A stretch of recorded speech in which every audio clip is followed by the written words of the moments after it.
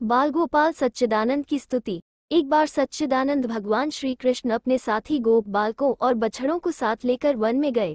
वहां पूतना तथा बकासुर का भाई अघासुर एक बहुत बड़े अजगर का रूप बनाकर इस ताक में बैठा था कि कब श्री कृष्ण आवे और मैं उनका वध करूं।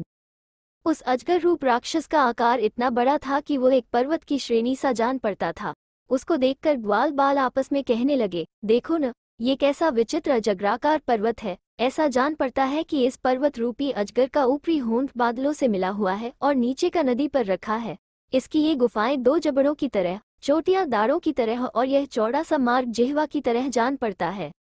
ये कहते और हंसते खेलते सभी ग्वाल बाल अपने बछड़ों के समेत उस भयानक अजगर के मुख में प्रवेश कर गए। तारांकन भज राधे यूट्यूब चैनल तारांकन की सभी धार्मिक, आध्यात्मिक एवं धारावाहिक पोस्टों के लिए हमारे फेसबुक पेज भज राधे यूट्यूब चैनल को फॉलो तथा लाइक करें और अपने सभी भगवत प्रेमी मित्रों को भी आमंत्रित करें। भगवान श्री कृष्ण ने जब इस प्रकार अपने मित्रों को अघासुर के मुंह में पड़ा देखा तो वे झटपट उस दुष्ट राक्षस के वध और अपने भक्तों की रक्षा के लिए स्वयं भी उसके मुंह में पैठ गए। अघासुर तो यह चाहता ही था, उसने भगवान के घुसते ही अपना मुंह बंद कर लिया, किंतु भगवान के सामने उसकी शक्ति ही क्या थी। भगवान ने अपने शरीर को बढ़ाना आरंभ कर दिया। इससे अघासुर के गले में डांट सी लग गई और उसका दम घुटने लगा। अंत में उसकी दोनों आंखें बाहर निकल पड़ी और वह मौत के घाट छटपटाने लगा।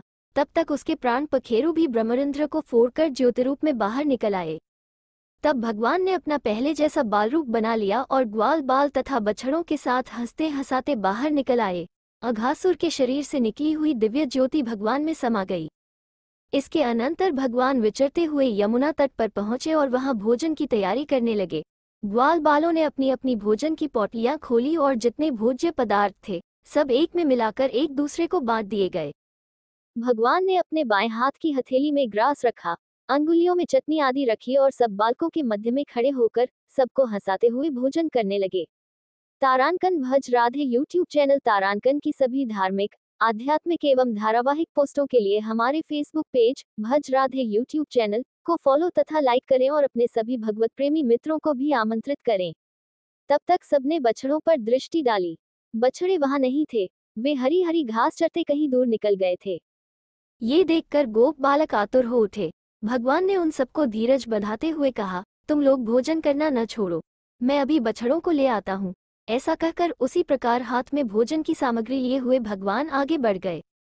बात ये थी कि ब्रह्मा जी को अघासुर का आश्चर्यजनक मोक्ष देखकर यह उत्कंठा पैदा हो गई कि वे भगवान की और भी अधिक आनंदायनी महिमा देखें। इसी से उन्होंने बछड़े छिपा दिए थे। यही तक नहीं, भगवान जब ग्वाल बालों को छोड़कर आगे बढ़ गए तब ब्रह्मा जी ने ग्वाल बालों को भी एक पर्वत की कंदरा में छिपाकर सुला दिया। किंतु ब्रह्मा जी की यह सारी करतूत भगवान से कब छिपी रह सकती थी। जगत प्रतिपालक भगवान श्री कृष्ण ने अपने मन में यह विचार किया कि यदि मैं इस समय ग्वाल बाल और बछड़ों को घर नहीं ले जाऊंगा तो उनकी माताओं को अत्यंत दुख होगा, परंतु यदि ब्रह्मा जी द्वारा चुराए गए ग्वाल बाल और बछड़ों को लौटाता हूं तो ब्रह्मा जी को मोह नहीं होगा। अतः भगवान ने एक लीला रची। उन्होंने अपने को ही उन नाना प्रकार के गोवत्स और गोपालों के रूप में परिणत कर दिया। भगवान ने जिन गोवत्सों और गोप बालकों को बनाया वे ठीक उन्हीं गोवत्सों और गोप बालकों के समान थे जिनको ब्रह्मा जी ने छिपा रखा था। ये ठीक उन्हीं जैसी शक्ल सूरत वाले, उन्हीं जैसे सजे बजे और वंशी लिए हुए थे। गोकुल में पहुंचकर सब बालक और बछड़े अपनी अपनी जगह पर चले गए। उनके माता या पिता किसी को भी यह भ्रम नहीं हुआ कि वे उनके बालक नहीं हैं, बल्कि भगवत रूप होने के कारण उन बछड़ों और बालकों में उनकी प्रीति और भी बढ़ गई। इधर ब्रह्मा जी ने उस कार्य में अपनी दृष्टि केवल रंचमात्र का समय लगाया था, किंतु उनके इतने ही समय में व्रजवासियों का 1 वर्ष व्यतीत हो गया।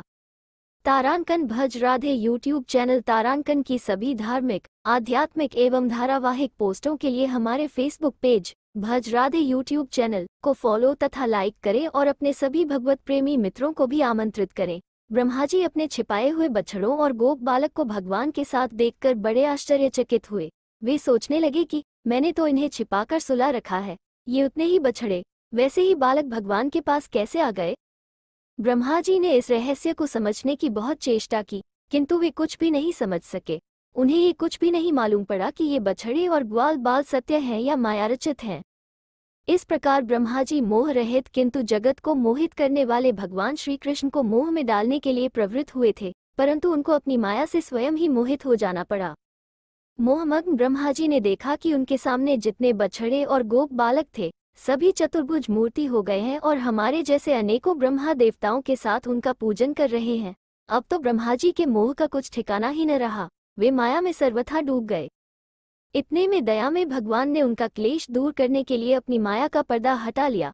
ब्रह्मा जी की आंखें खुली, उस समय उन्होंने केवल भगवान को ही देखा। बस क्या था, वे दौड़ते हुए गए और सुलाकर छिपाए हुए बछड़ों और गोप बालकों को जल्दी से ले आए। इसके पश्चात भगवान के चरणों में दंड की भांति गिरकर गदगद वाणी से स्तुति करने लगे। भज राधे यूट्यूब चैनल के सभी धार्मिक, आध्यात्मिक एवं धारावाहिक पोस्टों के लिए हमारे चैनल को फॉलो और सब्सक्राइब करें और अपने सभी भगवत प्रीति मित्रों को भी आमंत्रित करें।